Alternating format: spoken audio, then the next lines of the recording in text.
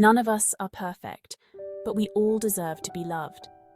So, how do you become the best version of yourself to attract true love? It's not about changing who you are, but growing into who you can be.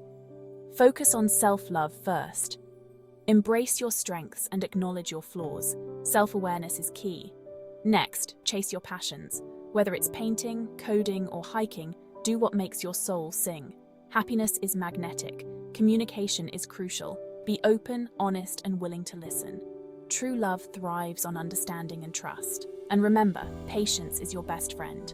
Personal growth takes time, and true love is worth the wait. So keep growing, keep shining, and you'll attract someone who appreciates you for who you truly are. Because becoming worthy of true love isn't about being perfect, it's about being perfectly you. So why wait? Start your journey today.